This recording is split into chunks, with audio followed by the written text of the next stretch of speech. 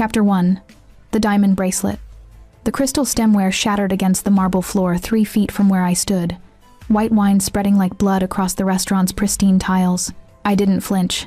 6 years of waiting tables in Chicago's most exclusive establishments had taught me that the truly wealthy rarely threw things. It was always their companions who needed to prove something. "You incompetent little bitch," the woman hissed, her perfectly manicured nails digging into the white tablecloth. "Do you have any idea who you're serving?" I kept my expression neutral, my hand steady as I reached for the towel at my waist. "I apologize, ma'am. I'll bring you a fresh. I don't want a fresh anything from you." She rose from her seat, her Valentino dress probably worth more than my annual rent. "I want you fired. Immediately." The man across from her hadn't moved. He sat perfectly still, his dark suit tailored to obscure what I suspected was significant muscle beneath. His face was all sharp angles and cold calculation, the kind of handsome that made smart women cross the street. But it was his eyes that made my pulse skip black as Chicago midnight, fixed on his companion with an expression I couldn't quite read. "Vivienne," he said quietly. Just her name, nothing more. She ignored him, stepping closer to me. I could smell her perfume, something French and suffocating. "You people are all the same, invisible, replaceable. You think because you're pretty you can get away with incompetence?" I hadn't spilled anything. The wine had been perfectly poured, the service impeccable, but I knew better than to argue. I needed this job. My student loans wouldn't pay themselves, and nursing school tuition was bleeding me dry. "I apologize for any inconvenience," I repeated, my voice steady despite the heat crawling up my neck. "Alessandro." Vivienne turned to the man, her voice shifting to something honeyed and petulant. "Aren't you going to do something? Your family owns half this city. One word from you and sit down." The command was soft, almost gentle, but Vivienne dropped into her chair like a puppet with cut strings. I watched, fascinated despite myself, as color drained from her perfectly made-up face. The man Alessandro finally looked at me. His gaze moved from my face down to the name tag pinned to my black vest, then back up with an intensity that made my skin prickle. "What's your name?" he asked. "Elena Russo, sir." Something flickered in his expression.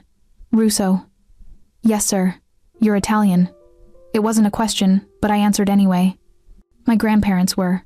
From Calabria." His lips curved slightly, though I wouldn't call it a smile. "Of course they were." He reached into his jacket and pulled out a money clip thick with bills. He peeled off what looked like $500 bills and set them on the table. "For your trouble, Miss Russo. And for your discretion about this evening." I stared at the money. "Sir, that's not necessary, take it." His voice was still quiet, but there was steel beneath the silk. "And forget you saw us here tonight." Before I could respond, he stood, buttoning his jacket with practiced efficiency. Vivienne scrambled to her feet, shooting me a look of pure venom that promised this wasn't over.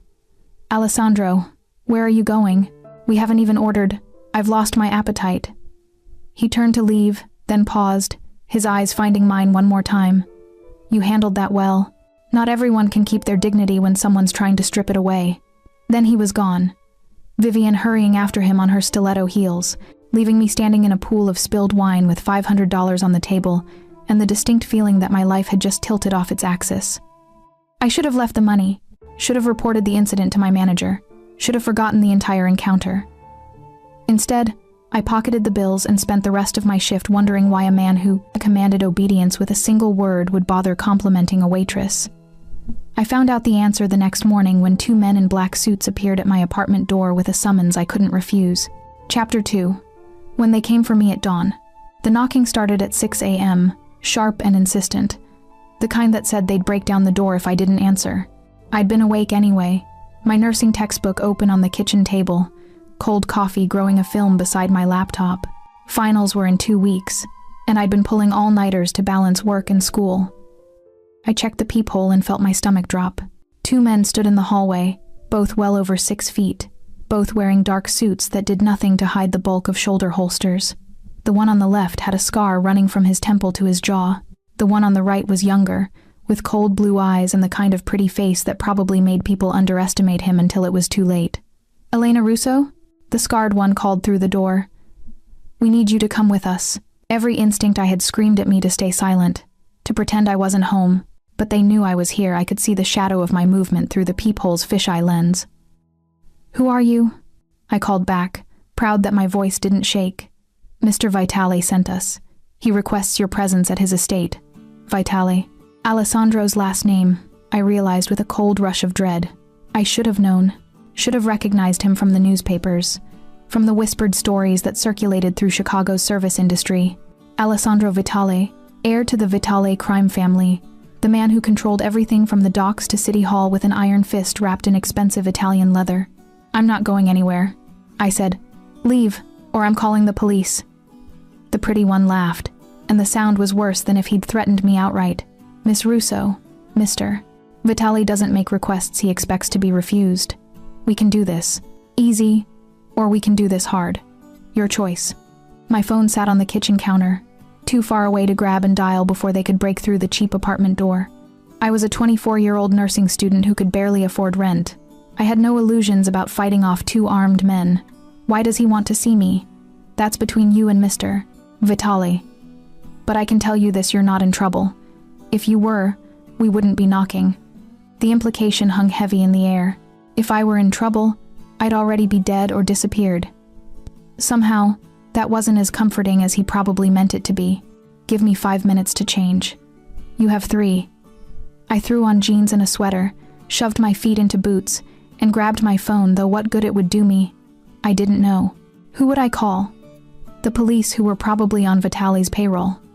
My aunt in Boston, who'd warned me about Chicago's dangers. When I opened the door, Scarface, I'd started thinking of him that way. Gestured toward the stairs. "After you, Miss Russo." The black SUV waiting at the curb looked like it cost more than my entire apartment building. The interior was all leather and tinted windows, the kind of vehicle that screamed money and menace in equal measure. I climbed in, flanked by my escorts, and tried not to think about how many people had sat in this same seat on their way to somewhere they'd never return from. We drove through Chicago's morning traffic in silence, heading north toward the lake. The neighborhoods got progressively wealthier, brownstones giving way to mansions hidden behind iron gates and mature trees. When we finally turned through a pair of gates that looked like they belonged to an Italian villa, I felt my breath catch. The Vitale estate sprawled across what had to be 10 acres of prime lakefront property. The mansion itself was 3 stories of old-world elegance, all stone and arched windows, with wings spreading out like welcoming arms that promised anything but welcome. "Out," the pretty one said, opening my door. My legs trembled as I stepped onto the circular drive. The morning sun glinted off windows that probably cost more than my entire education. Somewhere, birds sang, oblivious to the fact that this beautiful place was built on blood and fear. The front door opened before we reached it, revealing a woman in her 50s with steel gray hair and an expression that suggested she'd seen everything and been impressed by none of it. "Miss Russo," she said with a slight Italian accent. "Mr. Vitale is expecting you. This way."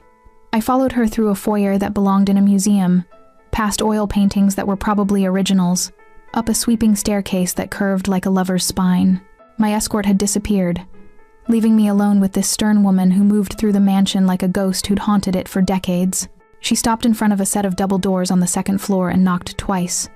"Enter," came that voice I remembered from the restaurant, quiet, commanding, impossible to ignore. The woman opened the door and gestured for me to walk through. And there, standing by floor-to-ceiling windows that overlooked Lake Michigan, was Alessandro Vitale, dressed in dark slacks and a white shirt rolled to his elbows, holding a coffee cup and looking at me like I was a puzzle he'd been trying to solve all night. "Miss Russo," he said. "Thank you for coming. We have a great deal to discuss." The doors closed behind me with a soft click that sounded like the ceiling of a tomb. "You didn't give me much choice," I managed. His smile was sharp as a blade. "No, I didn't. But then, neither did my grandfather when he called me at 4 this morning to inform me that I'm getting married. To you. Today." Chapter 3. The grandfather's decree. I must have heard him wrong. Must have. Because the alternative that this dangerous, beautiful man had just said we were getting married was insane. "I'm sorry." "What?" Alessandro set down his coffee cup with deliberate care and turned to face me fully. In the morning light streaming through the windows, he looked younger than I'd thought, maybe 30, 32 at most. But his eyes were ancient, weighted with things I couldn't begin to imagine. "My grandfather is dying," he said, his tone conversational, as if we were discussing the weather. Cancer. The doctors give him 3 months, maybe 4. He's the Don of the Vitali family, and before he dies, he wants to see me settled, married, to a good Italian girl from a respectable family. I'm a waitress, a nursing student. I'm nobody. Your grandfather was Lorenzo Russo. The name hit me like cold water. I hadn't heard it in years, not since my mother died when I was 16. She'd never talked about her father, never explained why we'd left Italy when I was just a baby, why we'd changed our name from Russo to Ross before changing it back after her death. How do you know that? I know everything about you, Elena. He moved closer, each step measured, predatory. I know you're 24 years old, enrolled in Rush University's nursing program, working 3 jobs to pay your tuition. I know you've lived in Chicago for 8 years, that you have no siblings, no parents, just an aunt in Boston who you call once a month. I know you grew up in New York, in a neighborhood where your mother worked as a seamstress and kept her head down and her past buried. Fear crawled up my spine, cold and slithering. You had me investigated. Last night, after dinner, he was close enough now that I could smell his cologne, something dark and expensive. My grandfather saw the security footage from the restaurant. He saw Vivienne's display. He saw you, and he saw your name tag. I don't understand. Lorenzo Russo was one of the most respected men in Calabria. He refused to join the 'Ndrangheta, refused to be corrupted. When they killed his son, your uncle, he sent your mother away to protect her. He died 10 years ago, still respected, still clean. Alessandro's jaw tightened. My grandfather wants to believe that honor still exists in our world, wants to believe I can build something better than what he built. And when he saw you, a Russo girl, working honestly, keeping your dignity while Vivienne tried to strip it away, he decided you were the answer. I'm not an answer. I'm a person, with a life, with plans that don't include marrying a stranger. I know. For the first time, something like regret flickered across his face. But my grandfather doesn't make suggestions, Elena. He makes decrees. And when he says I marry Lorenzo Russo's granddaughter today, the only alternative is war within my own family. My cousins, my uncles, they're already circling, waiting for any sign of weakness. If I refuse him now, when he's dying, I lose everything. The family splits. People die. So you're asking me to save your empire by destroying my life? No. His hand came up, not touching me, just hovering near my face like he wanted to but knew better. I'm asking you to save lives. Hundreds of them. The people who work for my family, who depend on us for protection, for income, the fragile peace we've built with the other families. And in return, I'm offering you everything you need. Your nursing school paid for, security, wealth, protection. I don't want your blood money. Everyone wants something, Elena. Name your price. I wanted to throw his offer in his face, to storm out of his mansion and his life, and never look back. But I wasn't stupid. I'd seen what happened to people who refused the mafia. And as I stood there, watching this man who commanded respect with a word, who'd built an empire on violence and fear, I realized he was trapped too. Trapped by legacy, by duty, by the weight of hundreds of lives depending on his decisions. If I say no, then you walk out that door, and you never see me again. But my grandfather will send you gifts, money, guards you don't want. He'll try to win you over, to convince you, because he's decided you're the one who can redeem his family. And when he dies, my cousins will remember that you refused me, that you were offered a place in this family and rejected it. They'll see you as an insult to our honor. You're saying I'm dead either way. I'm saying you're safer as my wife than as the woman who embarrassed the Vital family. And I'm saying, he stopped, something raw crossing his face before he locked it away. I'm saying, I'll never hurt you. I'll give you your own wing of the house, your own life. All I need is your name on a marriage certificate and your presence at family functions. That's all. That's all, I repeated hollowly. Just my entire future. Yes, at least he was honest. At least he wasn't pretending this was anything other than what it was, a transaction. A business deal sealed with wedding vows that meant nothing. I thought of my studio apartment with its leaking ceiling, my student loan debt that grew every semester, the way I fell asleep over textbooks and woke up exhausted for another shift. I thought of the freedom I'd fought for, the independence I'd built from nothing. Then I thought of hundreds of people dying because I refused to sign a piece of paper. I have conditions, I heard myself say. Alessandro's expression didn't change, but something shifted in his eyes. Relief, maybe. Or respect. Name them. I finished nursing school. I work at a hospital when I graduate. I'm not some trophy wife who lunches and shops. Agreed. I want my own space, like you said. And you don't— I swallowed hard. You don't touch me. This isn't a real marriage. His jaw tightened almost imperceptibly. Agreed. And when your grandfather dies, if we can find a way to end this safely, we do. I get my life back. He was quiet for a long moment, his black eyes searching mine for something I couldn't name. When he finally spoke, his voice was rough, almost gentle. I'll do everything in my power to give you your freedom, Elena. I promise you that. It wasn't enough. Nothing could be enough to make this right, but it was all I had. Then I guess I'm getting married today. Alessandro nodded once, sharp and final. Then he pulled out his phone and made a call that would change everything. Prepare the chapel, he said quietly. We have a wedding in 2 hours. Chapter 4. Blood on the Altar.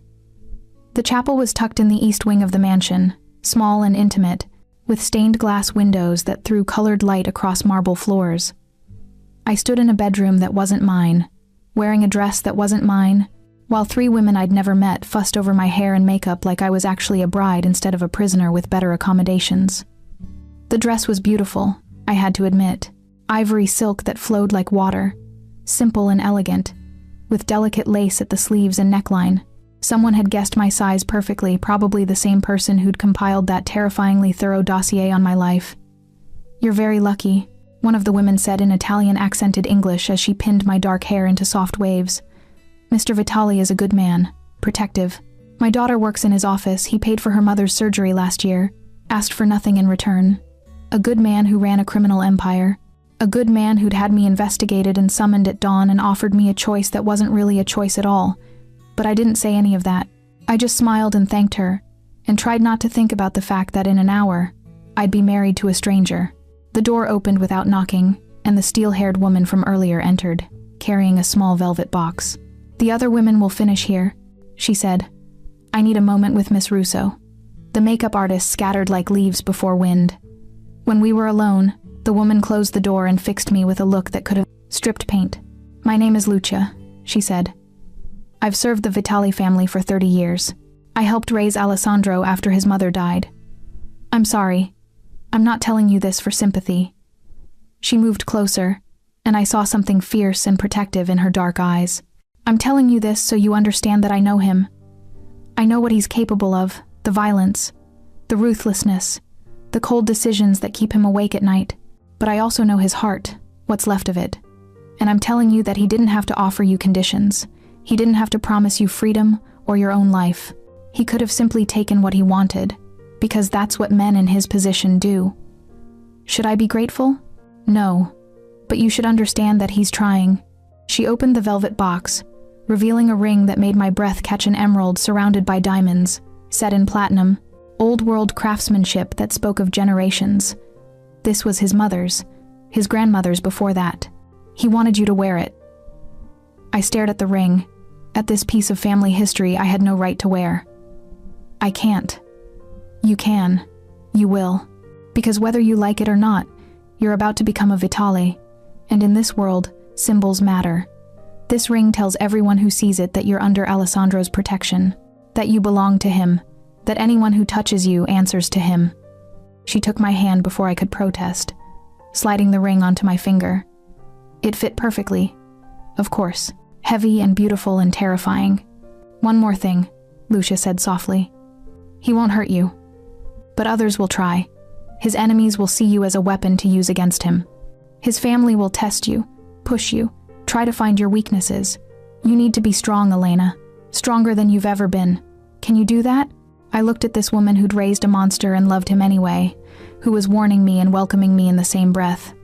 I don't know, I admitted, but I'll try. She smiled. Then, and it transformed her stern face into something almost warm. That's all any of us can do. The ceremony was brief and surreal. Alessandro's grandfather presided from a wheelchair, a wizened man with eyes that still burned with fierce intelligence despite his failing body. A priest spoke words I barely heard over the rushing in my ears. Alessandro slid a platinum band onto my finger, his hand steady while mine trembled.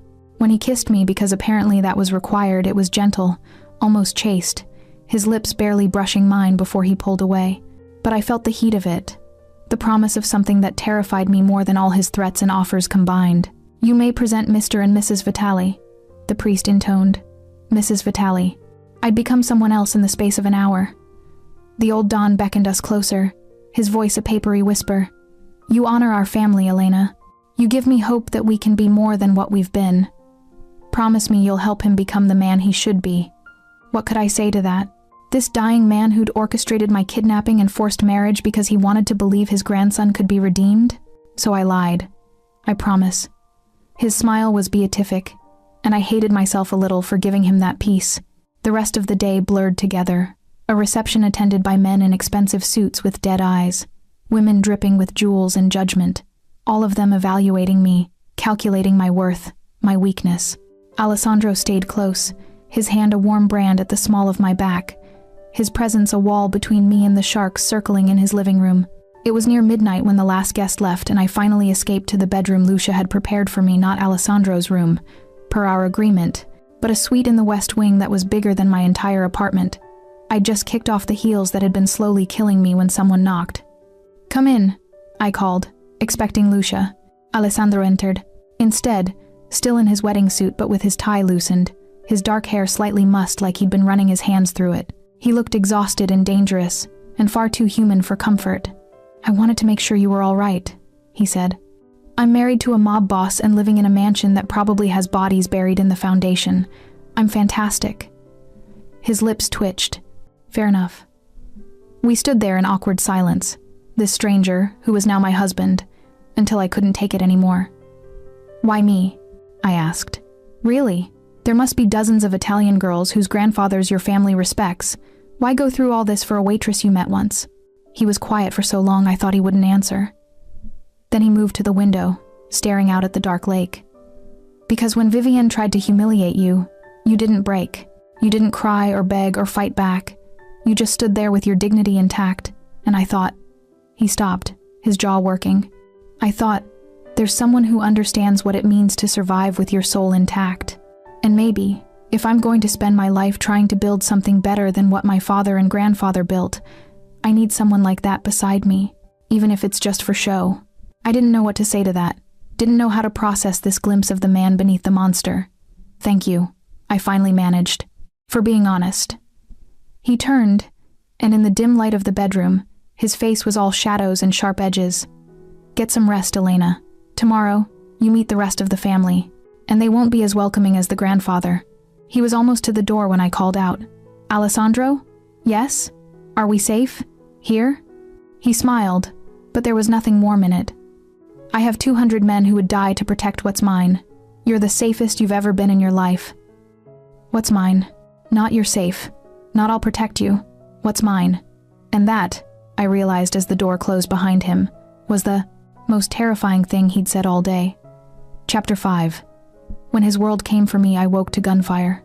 The sharp crack crack crack of automatic weapons shattered the pre-dawn quiet, followed by shouting in Italian, the screech of tires, the heavy thud of something or someone hitting the ground. I rolled out of bed, my heart hammering, my nurse's training kicking in even as my mind screamed at me to hide.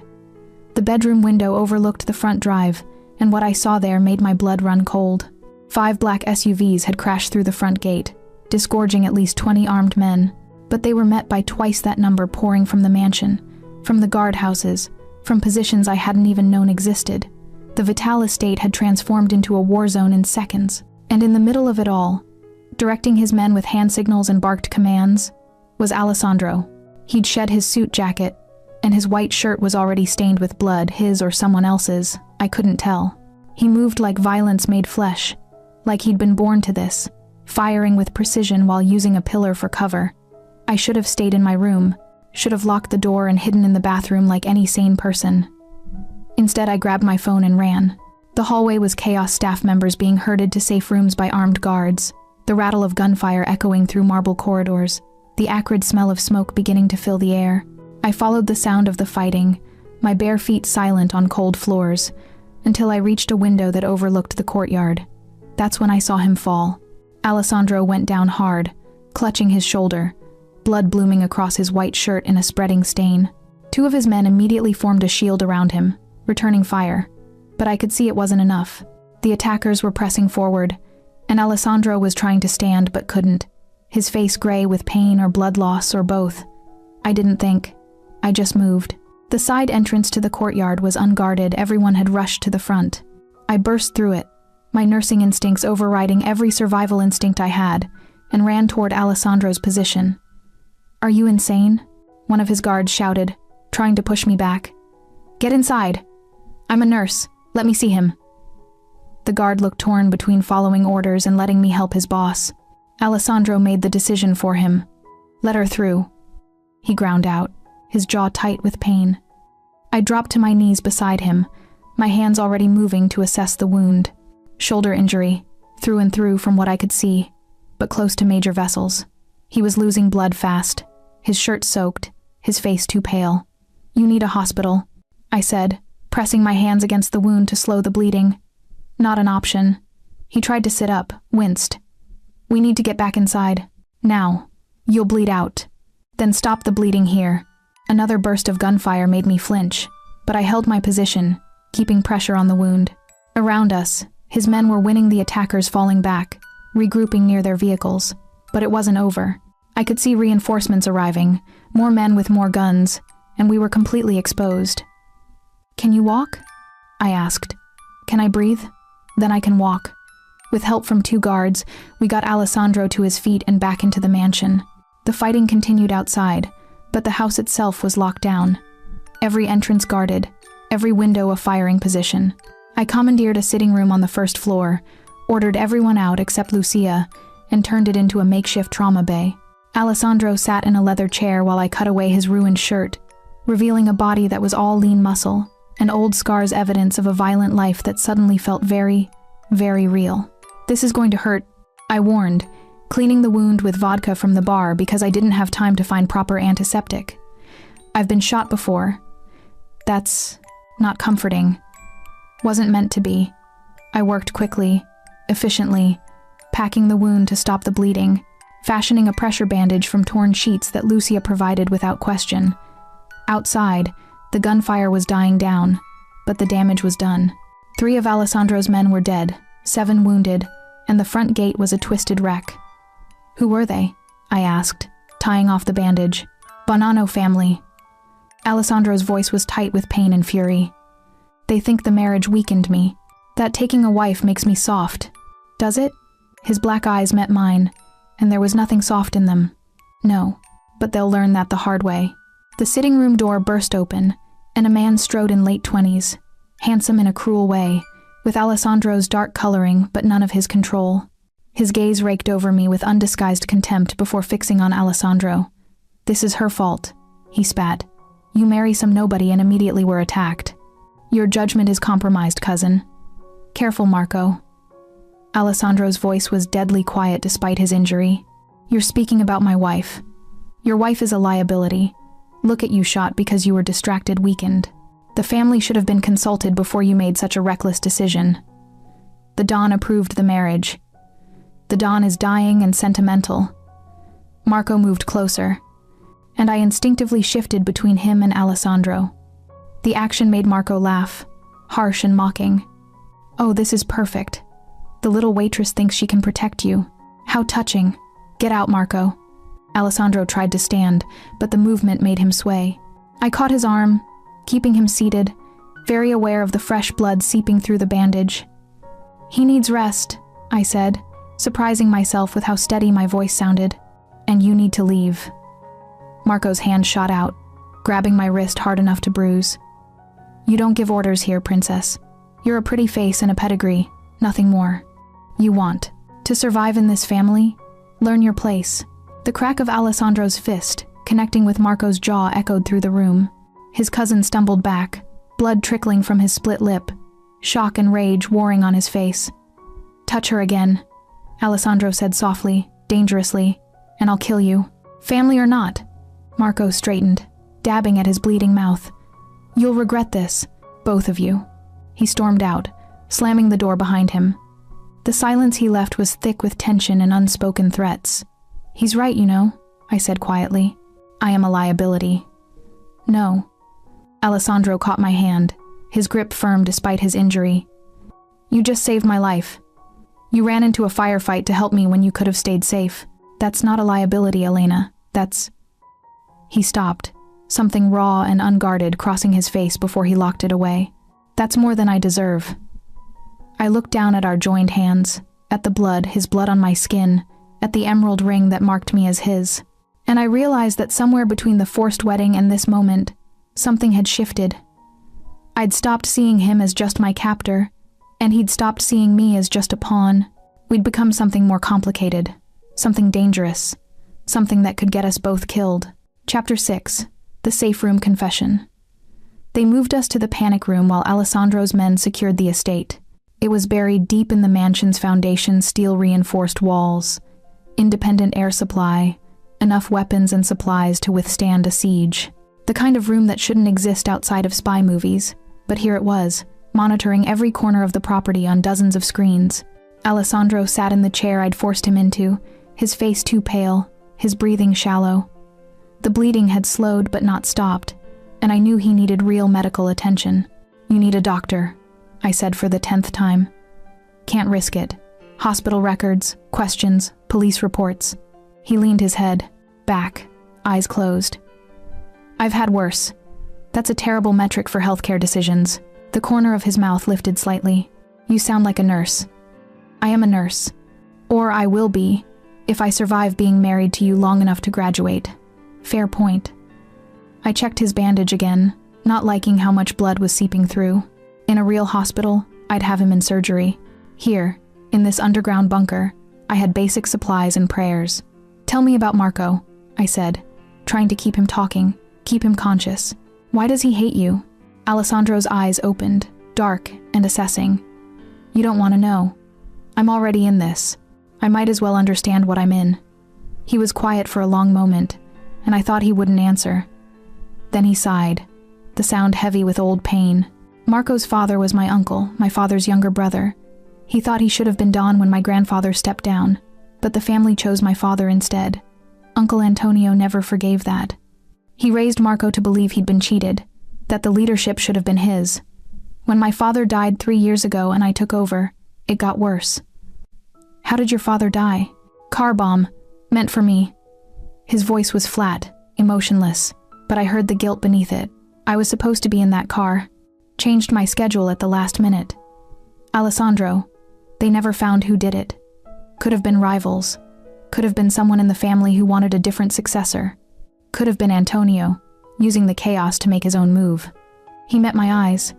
"I've built my life on not knowing who killed my father, on making alliances with men who might have ordered his death. That's what this world is, Elena. Constant suspicion, constant threat, and you walked into it to save my life." I cleaned my hands on a cloth, trying to process everything he'd told me. "If it's so dangerous, why not leave? Why not take your money and disappear?" "Because 200 families depend on me for their livelihood. Because if I leave, men like Marco take over, and everything becomes bloodier, more violent. Because," he stopped, jaw clenching, "because this is all I know how to be." There was something devastatingly honest in that admission. I moved closer, checking his pulse too fast but steady. His skin was clammy under my fingers. "You're more than this," I said quietly. "You offered me freedom when you could have just taken what you wanted. You protected me from Marco. I hesitated. "You haven't broken any of your promises to me. The day's not over yet. Stop that. Stop acting like you're nothing but a monster." His hand came up, catching mine against his chest. I could feel his heart racing beneath my palm, could see something vulnerable and desperate in his eyes. "What if I am, Elena? What if the best I can offer you is a gilded cage and protection from enemies I created?" His thumb traced over my knuckles, the touch gentle despite the violence in his words. "What if marrying you was the most selfish thing I've ever done, because for one moment I wanted something good in my life, even if I don't deserve it?" My breath caught. This was the man beneath the armor, beneath the cold commands and calculated decisions. This was Alessandro Vitale, stripped bare by blood loss and exhaustion and something that looked dangerously like longing. "You're not thinking clearly," I managed. You've lost blood. You're in shock. I'm thinking clearly for the first time in years. He pulled me closer, his good hand cupping my face with a tenderness that made my chest ache. You terrify me, Elena. You ran into gunfire to save me. You stood up to Marco. You're everything I'm not, brave and honest and good, and I'm going to corrupt you just by keeping you here. Then let me go. The words hung between us, a test we both knew I was failing. Because I didn't want to go. Not anymore. Not after seeing him bleed, after hearing the truth in his voice, after feeling the weight of his world settle onto my shoulders and realizing I was strong enough to carry it. I can't, he whispered. God help me, I can't. Then he was kissing me, and it was nothing like the chaste press of lips at our wedding. This was desperate and hungry, his mouth moving against mine like I was oxygen and he was drowning. I should have pulled away, should have remembered this was just a marriage of convenience, that we'd agreed to keep our distance. Instead, I kissed him back. My hands found his hair, careful of his injury, and he made a sound low in his throat that sent heat racing through my veins.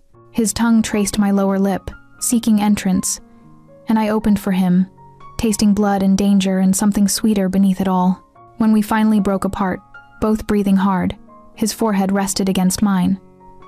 This is a mistake, he said, but his hand was still cradling my face, his thumb stroking my cheek. Probably. You should hate me. I should do a lot of things.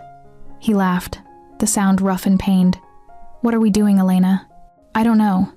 But right now, you need to rest before you pass out. We can figure out the rest later. Bossy. You married a nurse. What did you expect? Something softened in his expression, and for a moment, he looked almost peaceful.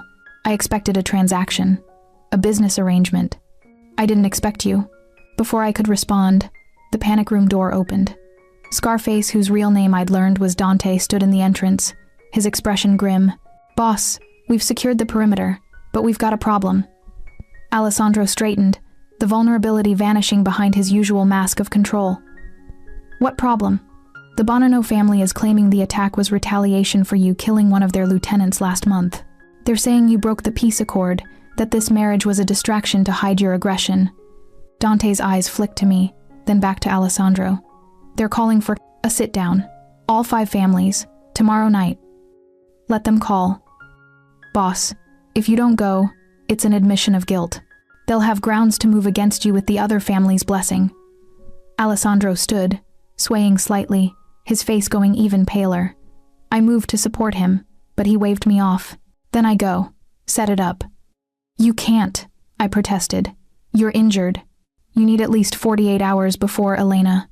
His voice was gentle but firm. This is my world. If I show weakness now, we're dead. Both of us. He was right. I knew he was right. But watching him walk out of that panic room, bleeding and exhausted, to face men who wanted him dead, felt like watching someone march toward execution. Dante paused at the door. For what it's worth, Mrs. Vitali, that was brave. What you did out there. The men are talking about it. You've earned respect today. Then I was alone in the underground bunker, surrounded by screens showing the damage from the attack. My hands still stained with my husband's blood, my lips still tingling from his kiss.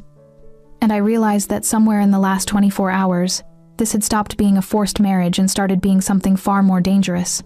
I'd started to care. Chapter 7. The 5 Families' Judgment. The sit-down was held in neutral territory, an old restaurant in Little Italy that had been closed for the evening, its windows covered, its doors guarded by men from all 5 families. Alessandro had insisted I come with him, saying my absence would seem like fear, like he was hiding his bride because the marriage had been a sham. So I sat beside him at the large round table, wearing a black dress Lucia had selected, my hair pulled back, my face carefully made up to hide the exhaustion and fear. Alessandro's shoulder was bandaged beneath his tailored suit, and I knew he'd taken enough painkillers to function but not enough to dull his edge. He needed to be sharp tonight. We both did. The other Dons arrived one by one. Dominic Bonanno, the man whose family had attacked us, came with his nephew and consigliere. Robert Chen, head of the Chinese syndicate that controlled the ports. Viktor Morozov, the Russian Pakan who ran the drug trade. And Antonio Vitali, Marco's father, who arrived last and took his seat with a smile that made my skin crawl. Gentlemen, Alessandro said, his voice carrying the authority of someone who'd been born to command. We're here because the Bonanno family claims I broke the peace accord. I'm here to refute that claim and to demand restitution for the attack on my home and my wife." Dominic Bonanno leaned forward, his thick fingers drumming the table. "Your home was attacked because you murdered my nephew, Leo. Don't pretend this was unprovoked. Leo Bonanno was killed by the Russians 3 weeks ago. I have proof." Alessandro nodded to Dante, who placed a tablet on the table, showing security footage of a warehouse where a young man I assumed was Leo was shot by men with distinctive tattoos, Russian prison markings. Viktor Morozov's expression didn't change. "That footage could be faked. It's not. And you know it's not, Victor, because you ordered the hit after Leo tried to muscle in on your territory at the docks." Alessandro's voice was cold, precise. "You used his death to frame me, hoping to start a war between the Italians while you consolidated power." The tension in the room ratcheted up several notches. I forced myself to stay still, to keep my expression neutral even though my heart was racing. One wrong word here and we could all end up dead. "You accuse me of this?" Victor's accent thickened with anger. "With no proof except your word. I have 3 witnesses who saw your men dump Leo's body at the docks. They're willing to testify." "Testify to whom? The police?" Victor laughed. "We don't operate that way, Vitali. If you want to make accusations, back them with something real." Robert Chen, who'd been silent until now, spoke up. "The question isn't just about Leo Bonanno's death. The question is about this marriage." His dark eyes fixed on me, assessing. "It's convenient, isn't it? Right when tensions are high, right when questions are being asked about your leadership, suddenly you marry an outsider. Some think it's a sign of weakness. Others think it's a distraction." "My marriage is my business," Alessandro said flatly. "Everything you do is our business when it affects the balance of power." Antonio Vitale spoke for the first time, his voice smooth as oil. "The family should have been consulted before you took such a significant step. Some of us feel you're making decisions without proper counsel. The Don approved it. The Don is dying. His judgment may not be what it once was." Alessandro's hand tightened on the table, the only sign of his anger. "Careful, uncle. That's your father you're speaking about. I speak truth. And the truth is, nephew, that you've created chaos. Your hasty marriage, your conflicts with the Bonannos, your refusal to share power with the family, it all points to a man losing control." I felt Alessandro tense beside me, saw the careful control slipping. Before he could respond, before he could say something that would turn this meeting into violence, I spoke. "Gentlemen, may I say something?" Every eye turned to me. I felt their judgment, their dismissal, their curiosity. Good. Let them underestimate me. I understand that my marriage to Alessandro seems sudden, suspicious, even, but I'm not some nobody he picked up to create a distraction. I met each man's eyes in turn, channeling every ounce of confidence I didn't feel. My grandfather was Lorenzo Russo of Calabria, a man all of you would have respected, a man who believed in honor, in family, in doing business the right way. Alessandro chose me because he's trying to build something better than what you've all built, and whether you like it or not, I'm here to help him do it." The silence was deafening. Then Dominic Bonanno started laughing, the sound harsh and mocking. "The little girl has fire. I'll give you that, Vitali. But fire doesn't win wars. Blood does. And you've spilled mine. I haven't spilled anything. Victor has. And unless you want to look like a fool who was manipulated into attacking the wrong family, I suggest you redirect your anger where it belongs." Alessandro's hand found mine under the table, squeezing once. Support or warning, I couldn't tell. Viktor Morozov stood, his chair scraping against the floor. "I don't need to listen to these accusations. You have footage that proves nothing. Words from a wife who knows nothing about our world, and desperation from a man who's losing his grip on power." He buttoned his jacket, signaling to his men. "When you have real proof, Vitali, come find me. Until then, stay out of my way."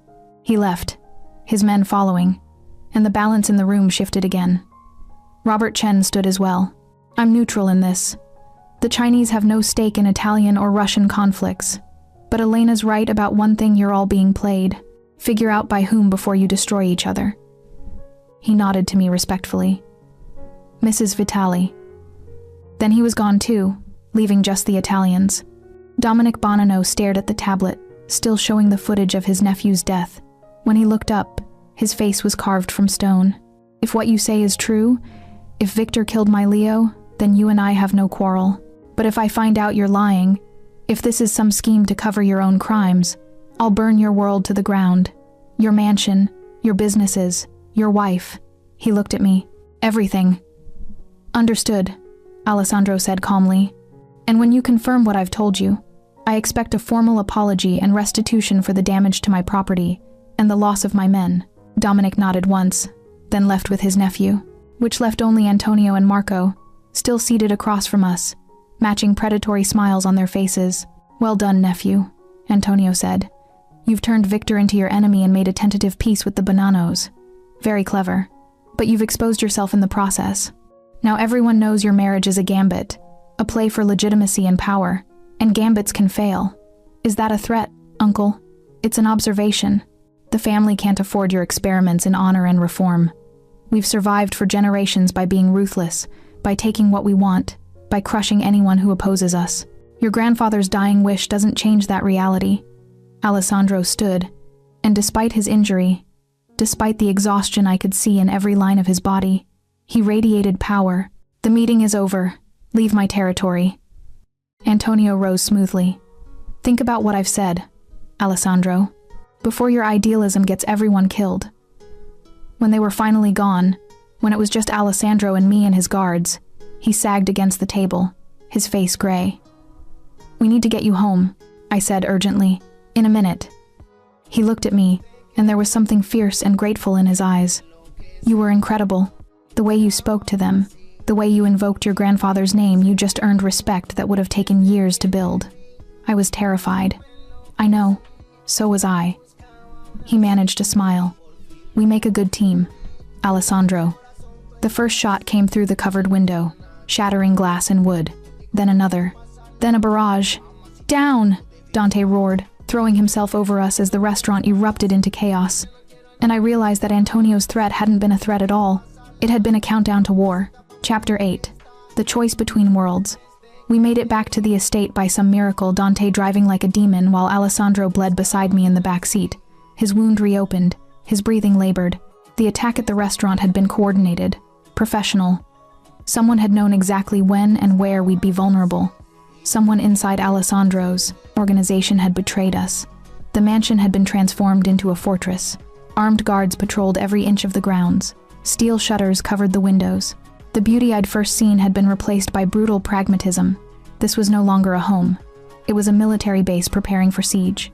I worked on Alessandro's shoulder in his private study, the one room he'd claimed was safe, with Dante and 2 other guards posted at the door. The wound was worse this time. I needed to stitch it, needed proper surgical equipment, needed him to stop being so goddamn stubborn about going to a hospital. "Hold still," I ordered, threading the needle with hands that shook only slightly. "You've done this before?" "I've assisted in the ER. Never on I caught myself. Never on someone I care about." His eyes found mine, dark and intense. "Say that again." "Hold still?" The other part, I focused on the first stitch, watching the needle pierce his skin. "You know what I said." "I want to hear it again." His good hand caught my wrist, gentle but insistent. "Please. I care about you." The words came out fierce, almost angry. "I don't want to. I shouldn't. You kidnapped me, forced me into this marriage, dragged me into your nightmare world.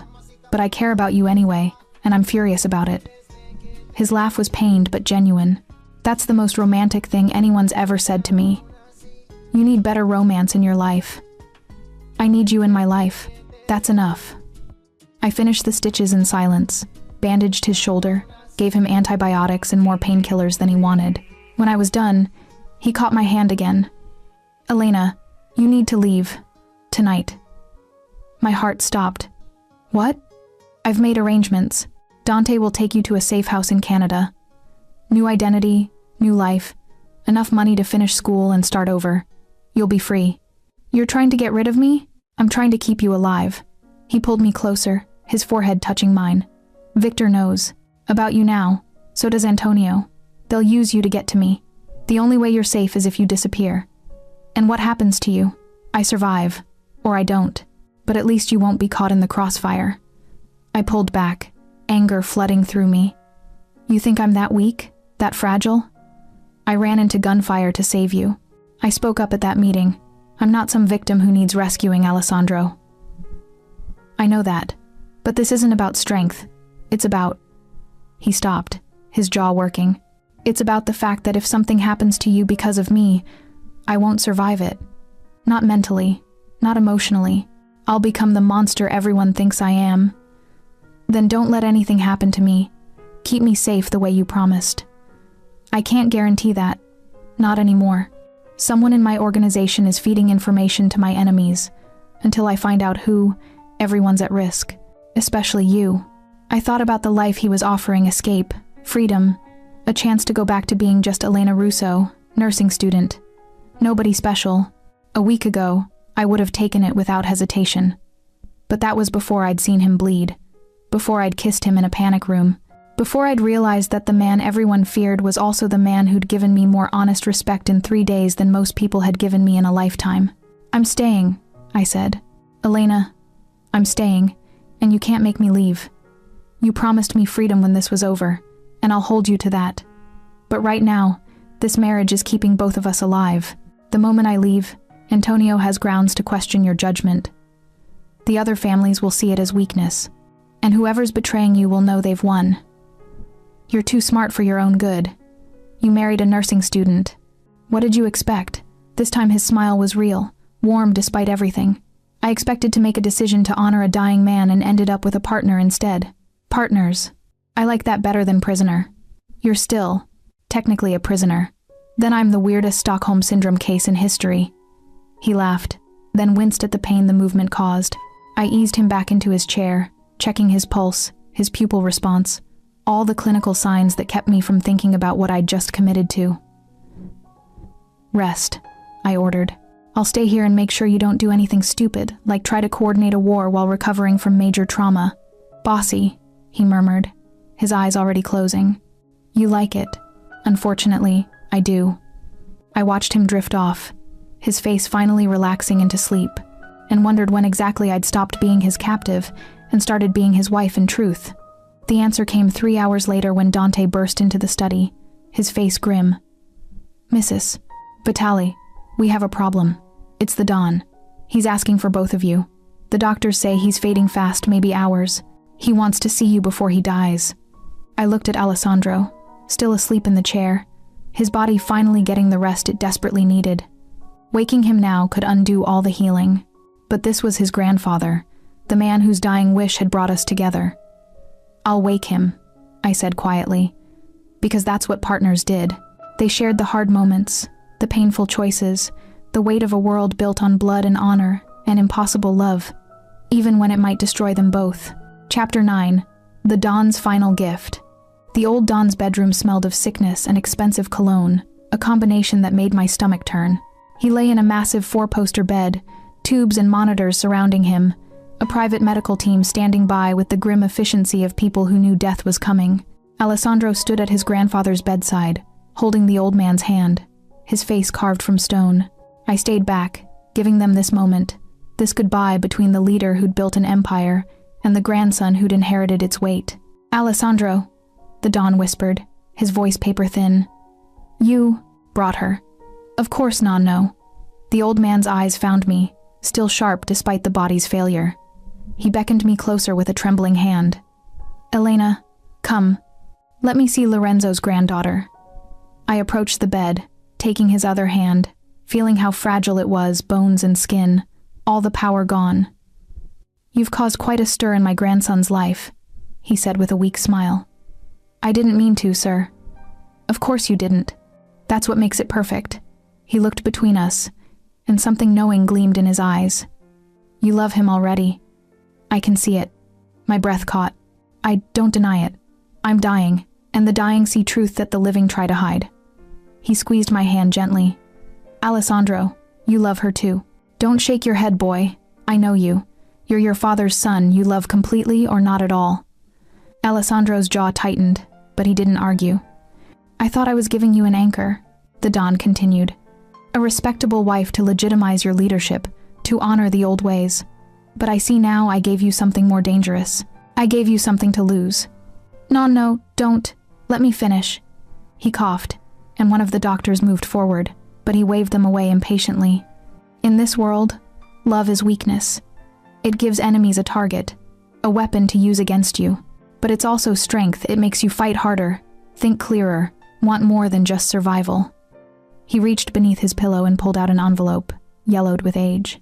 This is for you both, my will, but also something else, information I've kept hidden for 30 years. Information about who really killed your father, Alessandro. Alessandro went rigid. You know, all this time you knew?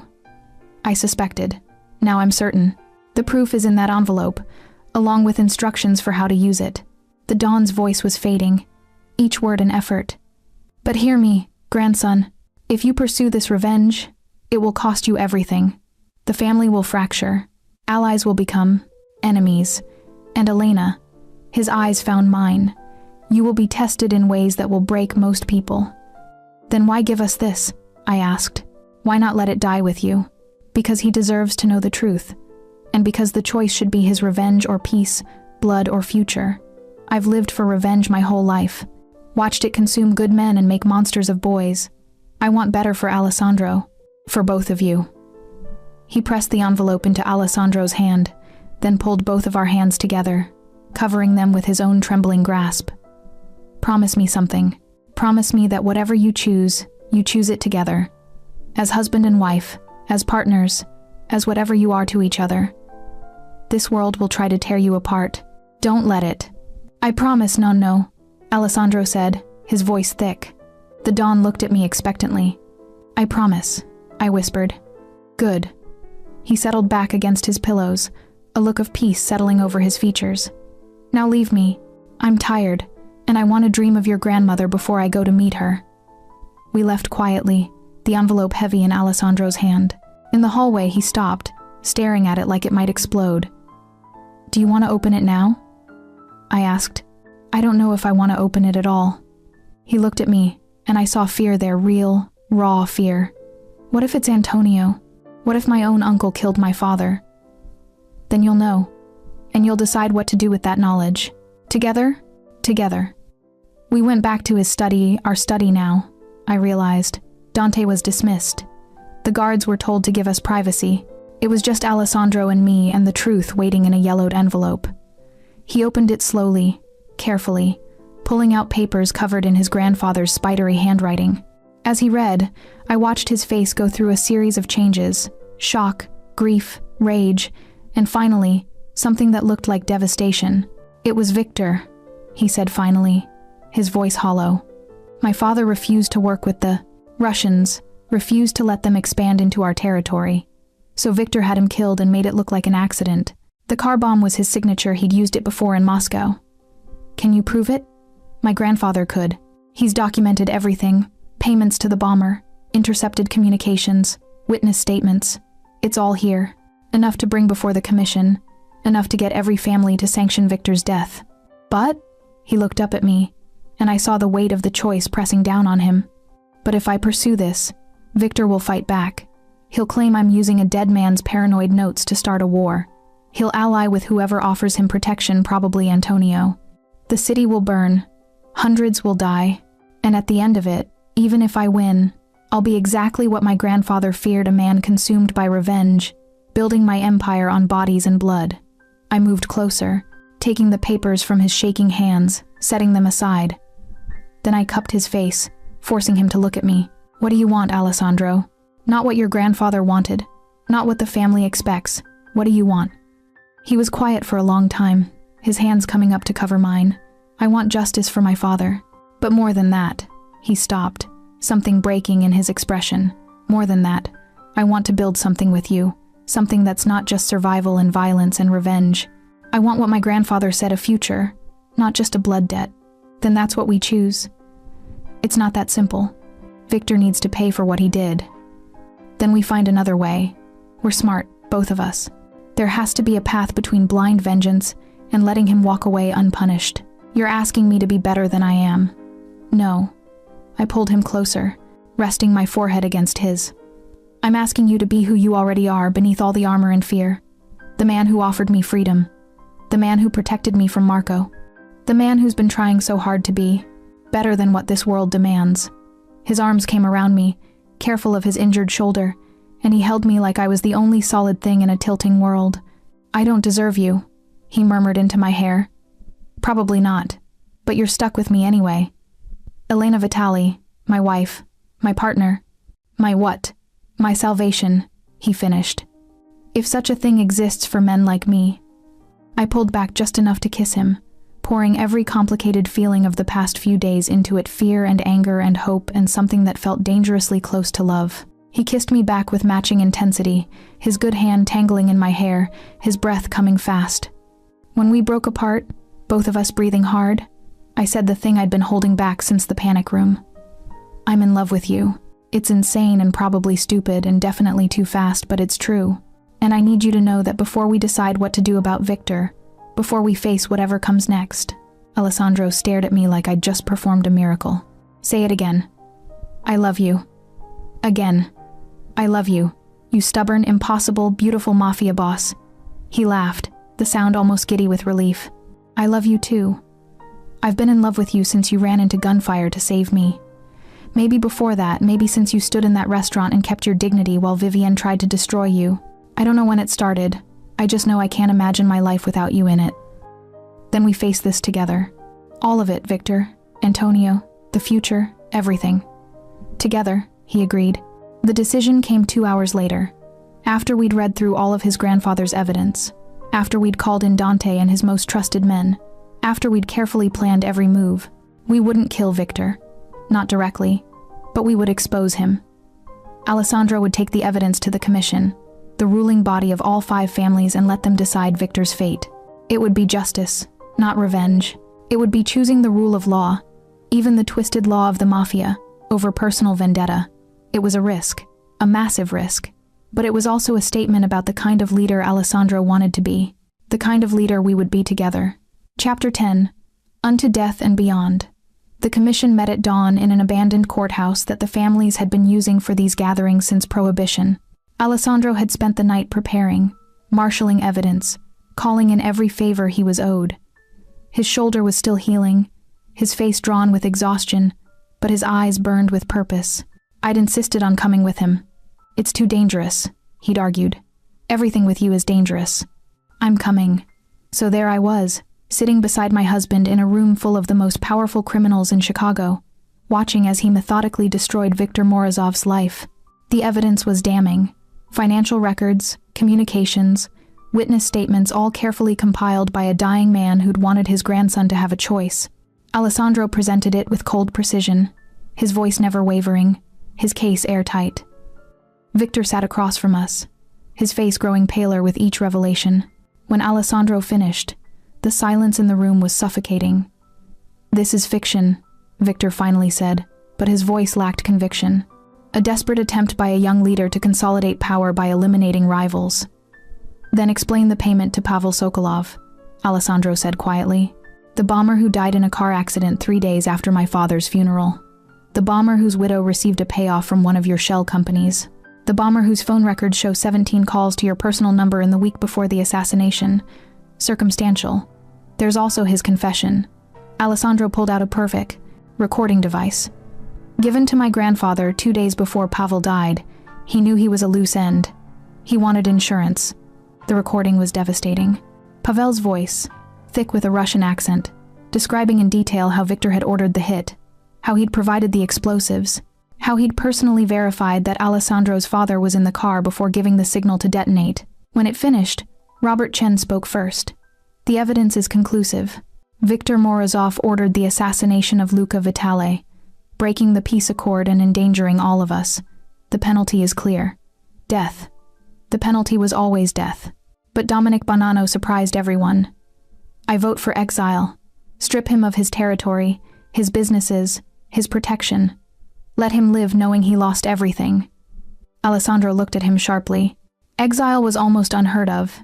It suggested weakness, suggested that murder could be forgiven. But Dominic met his gaze steadily. "Your grandfather wanted you to be better than us," he said quietly. "Wanted you to build something different. Killing Victor makes you like us. Exiling him makes a statement. It was a gift, an acknowledgement of the choice Alessandro had made to pursue justice instead of revenge, an offer of alliance wrapped in mercy." Alessandro stood, and every eye in the room turned to him. I vote for exile, he said, on the condition that Viktor Morozov leaves Chicago within 24 hours and never returns. If he's seen in this city again, the death sentence is automatic. No trial, no second chance. Agreed, Chen said. Agreed, Bonanno echoed. One by one, the other families voted. Even Antonio, though he looked like each word cost him, agreed to exile. Viktor stood, his face twisted with rage and humiliation. You'll regret this, Vitali. All of you. I'll rebuild, and when I return— You won't return? Alessandro said with utter certainty. Because if you do, you won't be facing just me. You'll be facing every family in this city, and there's nowhere you can run that we can't find you. It was done. Justice, not revenge. A choice made together, for a future instead of a past. But the day wasn't over.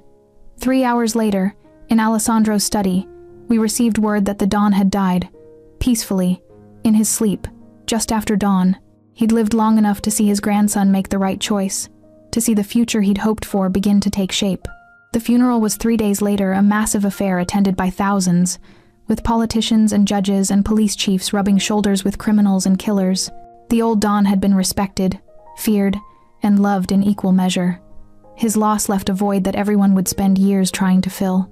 I stood beside Alessandro through all of it, holding his hand during the service, supporting him through the endless receiving line, being the partner he needed when grief threatened to overwhelm him. And when it was finally over, when the last guest had left, and the mansion was quiet again, we sat together in our bedroom, exhausted and grieving and alive. He knew, Alessandro said quietly. My grandfather. He knew when he gave me that envelope that I'd choose exile over execution. He was testing me one last time. Did you pass? I don't know. But I made the choice I can live with. We made that choice. Together, I confirmed. He turned to me, his dark eyes intense. I love you, Elena Vitali. More than I thought I was capable of loving anyone.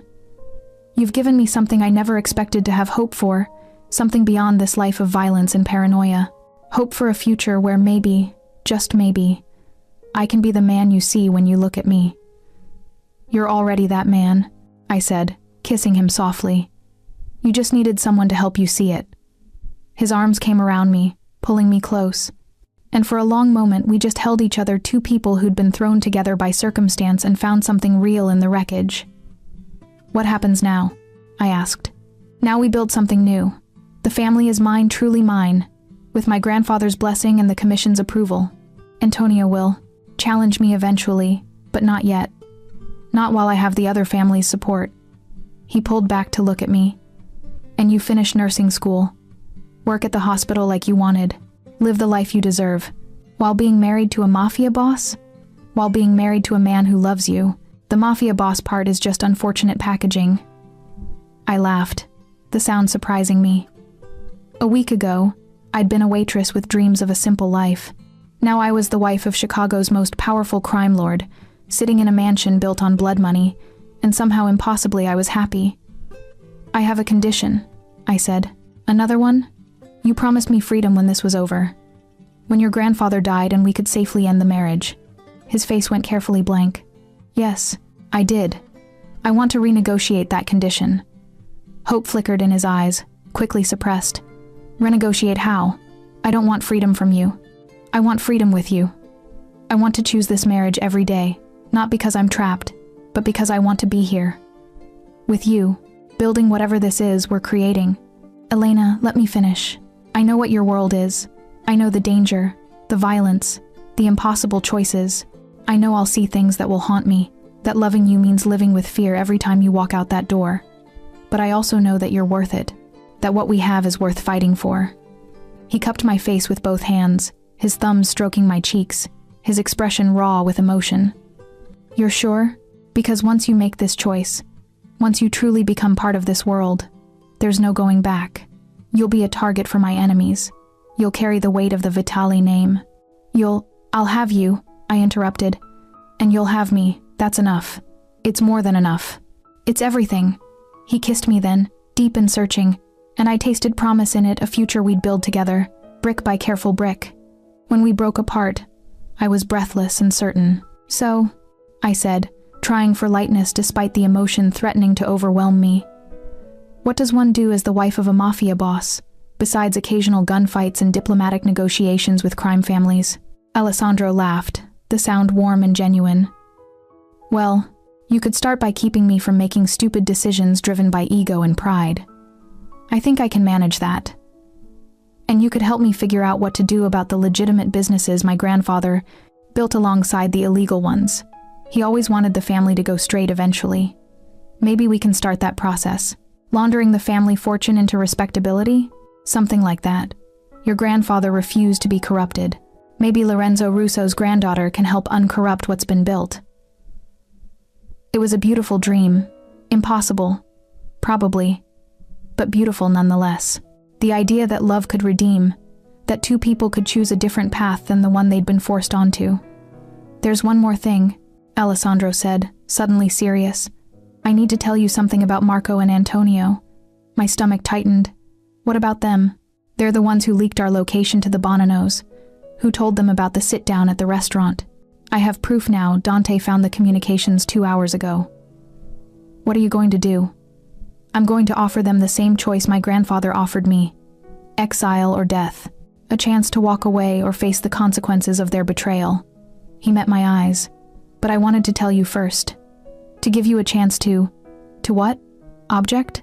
Ask you to show mercy to the men who tried to have us killed? I shook my head. I'm not that naive, Alessandro. I know how this world works now. I know what betrayal costs. You're not angry that I'm giving them a choice instead of just eliminating them? I'm proud of you, I said honestly. A week ago, you would have just killed them. Now you're offering mercy you don't have to give. That's growth. That's the man you're becoming. He pulled me against him, holding me like I was precious, like I was the answer to questions he'd been asking his whole life. How did I get this lucky? He murmured into my hair. You didn't. You made a choice to be better, and the universe rewarded you with a stubborn nursing student who refuses to let you backslide. Best decision I ever made. Marrying me, saying yes when my grandfather suggested it. Everything else has been inevitability. We sat there as the sun set over Lake Michigan, painting the sky in shades of gold and crimson, and I thought about the strange path that had brought me here. A spilled glass of wine, a cruel woman's tantrum, a dangerous man's quiet observation, a dying Don's desperate wish. All of it leading to this moment, this choice, this love that shouldn't exist but did anyway. I have something for you, Alessandro said suddenly, reaching into his pocket. He pulled out a small velvet box different from the one that had held his mother's ring.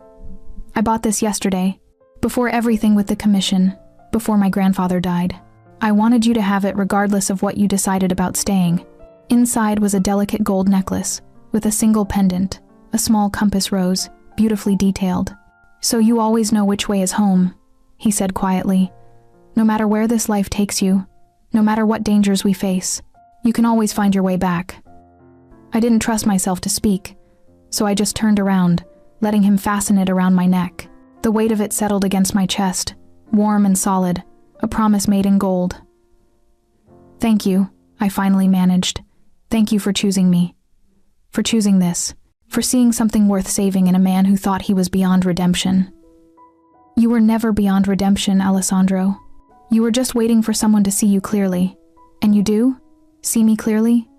I see a man trying to honor his family while building something better. I see someone who offers mercy when revenge would be easier. I see my husband, who I love more than I thought possible. I turned back to face him. I see my future. He kissed me again, and this time it was different, not desperate or urgent, but certain. The kiss of two people who'd found each other against impossible odds and decided to stay. When we finally pulled apart, Alessandro rested his forehead against mine. I can't promise you it will be easy, he said. I can't promise we won't face more danger, more impossible choices. This world doesn't forgive weakness, and loving each other is the greatest weakness we could have. Then we'll be weak together, I said. And somehow, we'll make that our strength. Together. Always. Outside, the sun finished setting, plunging the room into twilight. In the distance, I could hear the sounds of the city Chicago, with all its beauty and danger, its promise and threat. The city that had brought me from waitress to wife from nobody to someone who mattered in ways I never expected. Alessandro stood, offering me his hand. "Come with me. There's something I want to show you." I took his hand, my husband's hand, and let him lead me through the mansion to a room I'd never seen before. It was on the 3rd floor, facing east, with floor-to-ceiling windows that would catch the sunrise. "I had them set this up today," he said, opening the door. Inside was a study, but not like his. This one had medical textbooks lining the shelves, a desk with my laptop already set up, comfortable chairs, and good lighting. In the corner was a state-of-the-art anatomy model, and on the walls were beautiful anatomical drawings. "Your space," Alessandro said. "For studying, for planning your future at the hospital, for remembering that you're more than just my wife, you're Elena Russo Vitali, who's going to be an incredible nurse and save lives and make a difference in this city." I walked into the room, touching the books, the desk, the evidence of his faith in me. He'd given me this when he could have just offered me comfort and wealth. Instead, he'd given me purpose, identity, a future beyond the confines of his world. "Thank you," I whispered, tears streaming down my face, happy tears, grateful tears, tears for everything we'd survived and everything we were becoming. "Don't thank me. Just promise me you'll use it, that you'll finish school and become the nurse you dreamed of being, that you won't let my world consume all of who you are. I promise. If you promise not to let your world consume all of who you could be, deal." We stood there in my new study, holding each other as the last light faded and the stars began to appear over Chicago. Two people who shouldn't work, who shouldn't have found each other, who by all rights should have destroyed each other. Instead, we'd saved each other. "I love you, Elena," Alessandro said into the darkness. "I love you too," I replied. "Unto death and beyond." That's a very dramatic declaration. I married a mafia boss. I'm allowed to be dramatic. His laugh echoed through the empty room, warm and real and free of the weight he usually carried. And in that moment, I knew we'd be okay. Not perfect, not without struggle or danger or heartbreak, but okay, together. Because love in the darkness, love built on honesty and choice and partnership, was stronger than any empire built on fear. And we would prove it, one day at a time, for as long as we both drew breath. Epilogue. 6 months later, I stood in the emergency room of Northwestern Memorial Hospital, my scrubs splattered with blood, my hair falling out of its ponytail, my body exhausted from a 12-hour shift. But I was smiling, because I'd just saved a life. A teenage boy with a gunshot wound, touch and go for 2 hours, but we'd pulled him through. I'd been the one to spot the internal bleeding, the one whose quick thinking had prevented disaster. I was a nurse now. I'd passed my boards 2 months ago, and Alessandro had thrown a party that rivaled our wedding. The entire medical staff at Northwestern had no idea their newest RN was married to one of the most powerful men in the city. I was just Elena Vitali to them, hardworking, dedicated, the woman who volunteered for the worst shifts and never complained. My phone buzzed with a text. "How was your shift?" Saved a life. "Feels good. E, my hero. Dante is out front whenever you're ready. A, give me 20 minutes. Need to debrief with the attending. E, take your time. I'm making dinner." I smiled at that. Alessandro had discovered he enjoyed cooking. It gave him something to do with his hands when he was stressed. Something that created rather than destroyed. He was actually pretty good at it, though he'd never admit it to anyone but me. Life had settled into a strange but wonderful routine. I worked at the hospital 3 days a week. Alessandro ran his empire. But with changes, legitimate businesses were expanding, illegal operations were slowly being phased out, and he'd started working with community organizations to provide alternatives to crime for young men in the neighborhoods he controlled. It was slow work, generational work, but it was progress. Victor had vanished into Europe, last seen in Prague, still bitter but smart enough to stay away. Antonio and Marco had chosen exile over death, relocating to Miami where they were someone else's problem. The Vitali family was healing, rebuilding under Alessandro's leadership, and we were happy. Impossibly, against all odds, happy. I finished my notes, changed out of my scrubs, and headed outside where Dante waited with the car. He greeted me with a nod of respect. We'd become friends of a sort. The man who'd once dragged me from my apartment, now one of my staunchest protectors. The drive home took 30 minutes through evening traffic. Home. I called it that now without irony. The mansion was home, with Alessandro in it. When I walked through the door, I found him in the kitchen, wearing an apron over his expensive suit, focused intently on something on the stove. He looked up when I entered, and his face transformed with his smile. "There's my wife," he said warmly. "Here I am. What's for dinner?" "Risotto. And before you ask, yes, I followed the recipe exactly. No improvising this time. You're learning. I have an excellent teacher." He pulled me close, kissing me thoroughly despite my protests that I was gross from work. How was the save? I told him about the surgery, about the teenager who'd been in the wrong place at the wrong time, about the moment when his vitals stabilized and I knew he'd make it. Alessandro listened with the same intensity he brought to everything, like my victories were as important as his business deals.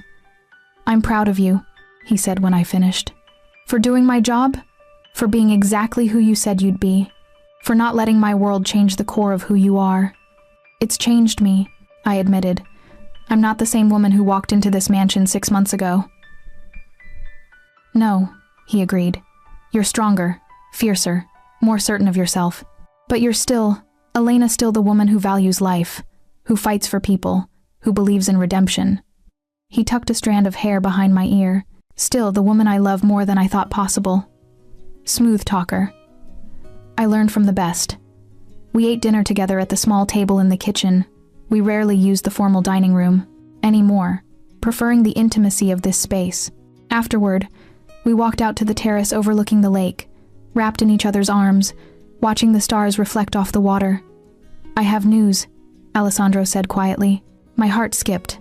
In our world, news was rarely simple. Good or bad? Good, I think. The commission has asked me to mediate a dispute between 2 families in New York. It's recognition they're acknowledging that what we're building here, this attempt at evolution, is worth respecting. That's wonderful. It means a week in New York, and I want you to come with me. Alessandro, I can't just... I already cleared it with your supervisor, called in a favor. You have the week off. He turned me to face him, his expression serious. I know you need your independence, your career, but I also need you beside me for this. Need your perspective, your strength. Please, how could I say no to that? How could I deny him when he asked so honestly, when he gave me everything and asked for so little in return? Okay, I said. New York. Together, he echoed, and kissed me under the stars.